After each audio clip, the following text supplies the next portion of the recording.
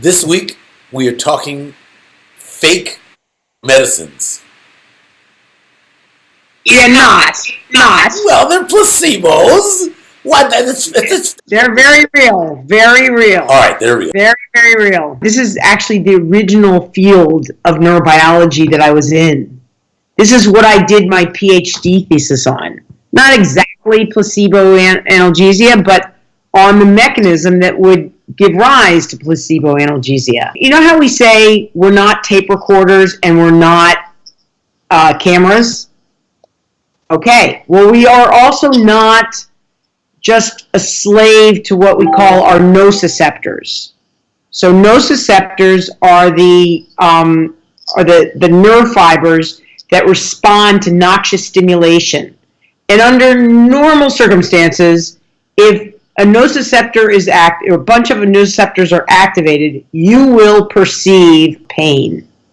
Okay? So nociceptor gives rise to pain, just as photoreceptors give rise eventually to light, under normal circumstances. But the reality is, we are also not nociceptors. That is not where it starts and ends. And so you can have a lot of nociceptor activation and no pain. So nociceptors are afferent nerves. They're nerves out here. So I go bang, bang, bang on my hand, and what I'm exciting is a nerve that's a nociceptor.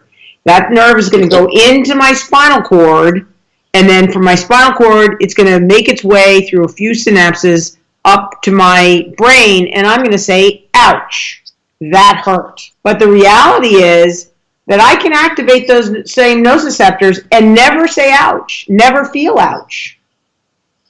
Alternatively, I know that there are people who have illnesses such that they can't experience pain, but are you talking about you as Peggy Mason, normal human being? Absolutely. So there are situations, let's say that I'm really, really cold. Okay? Chances are you put something that would feel burning hot on me in another situation, it's going to feel good. Or I may not feel it at all because I'm so concerned with being cold.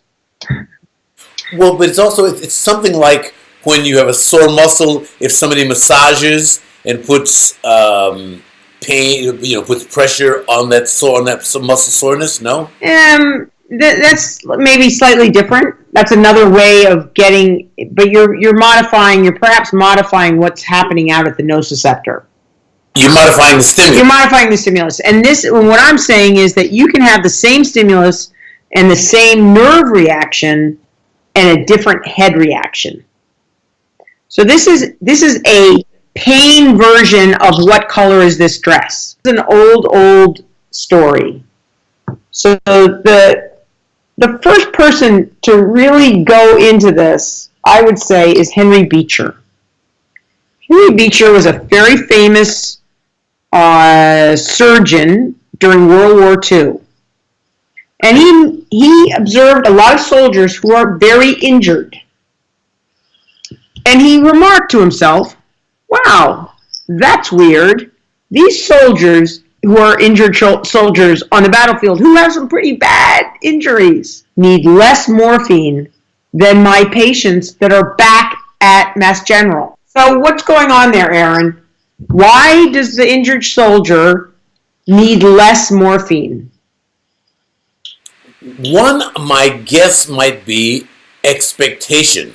Soldiers expect to be in agony, and anything short, out of some war injury, and anything short of wholesale, soul-crushing agony feels like it may be expectation, but a more likely situation is that this is an example of they have so much activation of pain pathways that they have actually activated the anti-pain, what we call the endogenous analgesia system. In other words, you have a system built into your head which is going to allow you to suppress this incoming message of pain. Well, why? Why would you want to do that? Well, for example, I'm sure that there are systems that suppress my awareness of certain things going on in my body so that I can pay attention to others. Like, for example, if I was focusing on my butt on my chair, I couldn't pay attention to my buddy Peggy's beautiful face. And if you were focusing on your pain due to your injury, you couldn't run the hell away. What this tells you is that the only thing going into the brain is not just the information from the stimulus. There's a lot of stuff going on somewhere in the brain that changes, that modulates that outside signal. Okay, so that is the general field of what we call pain modulation or nociceptive modulation. Okay, so that is the umbrella under which the placebo works. And in fact, what we think is happening in that situation particularly is that all this damage, all this injury actually elicits a release of endogenous opioid peptides into the brain, which then suppress the ascending message of pain. So you are basically giving yourself a dose of morphine. Well, it makes complete sense in the wild that if the lion has scraped your thigh, you still got to try to get away. So there's an evolutionary advantage to the animals who can suppress the pain sufficient that they can escape the threat. That's the reason Beecher saw that his injured soldiers needed so much less morphine, because they had endogenous morphine-like compound that they were releasing for themselves. Those folks that were in Mass General Hospital, they were doing fine. They had relatively much less pain. And in fact, he saw that even within the injured soldiers, the more pain they were in, the more painful that wound was, the longer they could wait before they wanted a shot of morphine. As everyone is saying these days, the brain is all about predictions. Your brain is really trying to do is to make sense of this world so you can predict the next moment and maximize your chances for survival and a few other fun things. The role of psychology and expectation is huge, and that takes us to this new article that was just published last week in the New York Times. Nowadays, every medication, if you want to get it approved, it has to be more efficacious than placebo. Okay? So what you're calculating is drug effect minus placebo effect. That interval. In 1990, drug minus placebo was 27%. So the drug was 27% more effective, and this is 84 trials across time of pain medications. These are all pain medications, and in 1990, the average difference was 27%. In 2013, that average went down to 9%. Yes, so we're talking about that in 2013, real-life, double-blind, experimented, drug company-approved, peer-reviewed medicine. These are FDA trials. This is FDA phase 3, I think. I think that's what it is. So they're by rote experiments where you're comparing a drug to a placebo. It's all for pain, and the average difference has been cut by a third in 23 years. Now that's astounding. Okay? There's even a piece that's even more astounding, which is that only occurred in the U.S. That decrease did not occur in any other country. So first of all, that seems to be an effect. It seems to be a psychological effect that somehow is associated with U.S. culture. Something about U.S. culture. We can argue about what that is, and they have some ideas.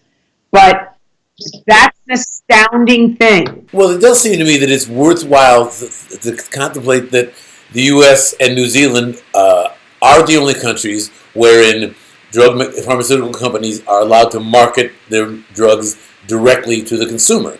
So that there is a whole marketing industry that is designed to persuade us that these meds will work such that we will request them from our doctors. So that we are marketed to expect the drugs to work. We've essentially increased our placebo effect because placebo is based on expectation. That's not to say it's not a real effect. It just means that we're better at that because we have this incredible expectation of it. Every drug, for whatever purpose, has to be compared to an inert control, aka a placebo. And so one of the interesting things is that they have this drug for heart disease that also has a placebo effect. And it only has a placebo effect in people with this particular variant of a gene. You know, I don't think the details are that important. My hope is that what's actually going on there is that you're modulating your stress, which in turn modulates your heart disease. Because that seems something that's amenable to expectation. Although we don't actually know what's going on. No, we don't. But I think that these things are so interesting, and I think that what's the take-home message? The take-home message is that placebo, aka your brain and its expectations, are incredibly powerful. There are these pain pathways, and they get modulated at multiple levels. One of the things that is capable of modulating the pain pathways is expectation. And we think that expectation comes originally from prefrontal cortex, but it gets played out through these same descending pathways that give rise to the injured soldiers not perceiving as much pain as the patients over in Mass General. Well, you know, now when you think about it, as I think about this now as we talk, that the people I know who are terribly afraid of needles, their anxiety levels shoot up at the sight of a needle, at the sight of it, at the thought of it, at the memory of last year's needle, that it really has a tremendous, their discomfort, their pain, their level of misery in the face of needles has tremendously more to do. They spend way more time anticipating than they do experiencing the pain of the shot. Yeah, I have a great example of this. My poor brother, I'm sending him under the bus, but when he was a kid, he was very motion sick. And on airplanes, he would get very motion sick, and he would barf. And so he's going on, I don't know, I think my parents were taking him to Europe, and he got really, really uptight about it, really nervous about it. He was so upset, he ended up vomiting before he got on the plane, and then was fine completely during the plane. So yeah, your mind is, your brain is making these predictions and is making things come true because they are true. Your mind can do that. Another example, I just read this example the other day that for people that think that echinacea is going to block a cold, echinacea is more effective than it is partially effective. So you're arguing for voodoo, witch doctors, shaman, and no, I'm arguing for the brain. Well, I'm arguing that the brain has these pathways and it can enact its own expectation. Well, but now wait a minute. So you also know that there's been recent work where people have been given placebos that they were told were placebos. They were told this has no. It still works. Yes, and it still works. Okay, so how did that? That's not an expectation that you will get, that you may get some morphine. I mean, that basically comes under the category for me of we imbue our life, our choices, and what happens to us with all sorts of agency. We really think that we have a lot to do with what we do. Okay. We really believe that. It makes us feel good, it gives us a coherent narrative to our life, etc. And if psychology has taught us anything, it has taught us that that narrative, that thing that we tell ourselves is going on, is rarely the case. Right. And so another way to think about this is that it's not actually this conscious expectation that is giving rise.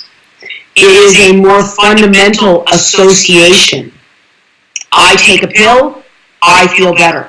Because I've taken aspirin before, it makes my headache go away. Okay, so now I pop the pill, and I just unconsciously expect my headache to go away.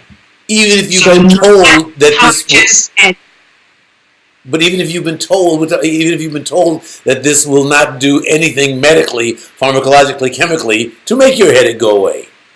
Well, yeah, but if it is an association, then being conscious of it or not conscious of it would make any difference. Well, but think of this is like me playing a tone and then puffing air at your eye, and you blink, and now you blink to the tone. Right. I'm just making an association. But it doesn't matter whether you know I'm doing that or not. But this is why I'm saying that you are promoting witchcraft. I mean, you're saying that if I believe that the chicken... I'm promoting the brain. We're going to disagree on that, dude. No, wait. What I'm saying is, though, that you're saying that there's no difference between me taking a placebo, a sugar pill that the doctor tells me will make my headache go away, or my taking the chicken bones and shaking it over your head, and telling you that the headache will go away. They're exactly the same thing. They have exactly the same medical pharmacological value. A sugar pill and chicken bones. I think that the idea and this issue of drug minus placebo coming down across time in the U.S. would suggest that the thing that led to the placebo was the efficacious drugs that we have on hand and we take on a fairly regular basis. Enough so that we have this unconscious association. That would be my neurobiological take on this. That if every time you shook the voodoo doll, you indeed did feel better, then yes, then shaking the voodoo doll would become effective. This is why they call them the healing arts. That that all manner of behaviors affect my healing experiences. I've been in various hospitals.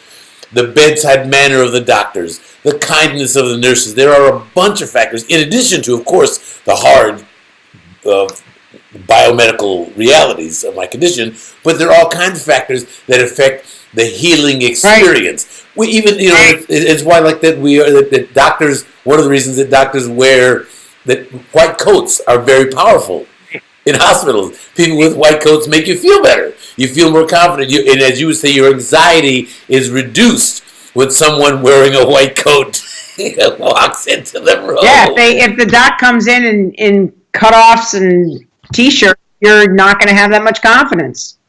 Your expectations will be low.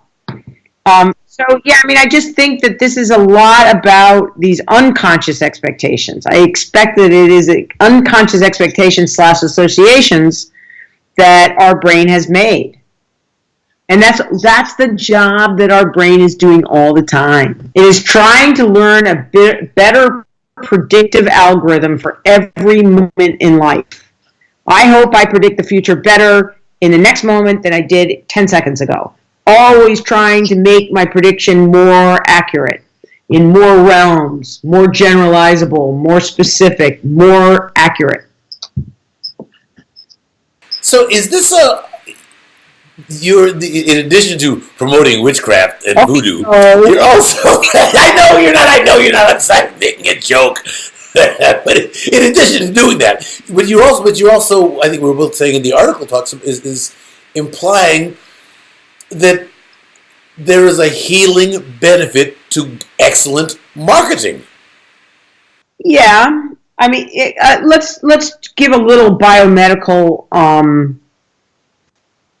Let's give a little value or credit to biomedical. So another thing that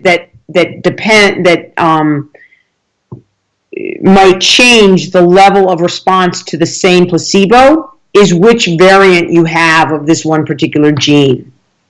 Okay, so that if you have one variant, you're going to be a weak placebo responder, and if you have a different variant, you're going to be a strong placebo responder in the pain world.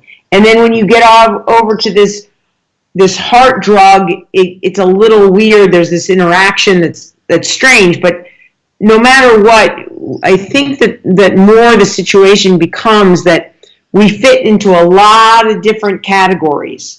That if you want to think, how should I treat Aaron Freeman for a broken leg, the pain due to a broken leg? Well, it depends on your experience with drugs. It depends on this variant in this gene that somebody's identified, and it probably depends on about 10, 20, 30 other variants that we haven't yet identified.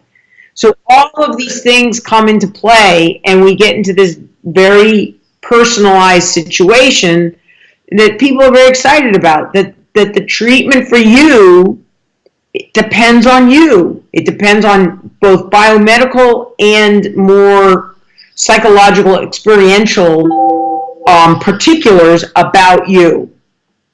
So I suppose really the one way to think about the positive takeaway, the sciencey and optimistic takeaway from this is that we as individuals have more control, more to do, more to say about the pain we experience than we might have otherwise known or understood without this research. This is a like, way to go, brain. You are super powerful. Let us all bow down to you. This is a like, way to go, brain. You are super powerful. Let us all bow down to you. You are super, super powerful. That's my takeaway. Well, my takeaway is, way to go, Peggy. You are more powerful and more brilliant than any of us have ever imagined. And we're all delighted that you joined us here, even all the way from France, all the way from gay Paris. Bonsoir, bonsoir, tout le monde.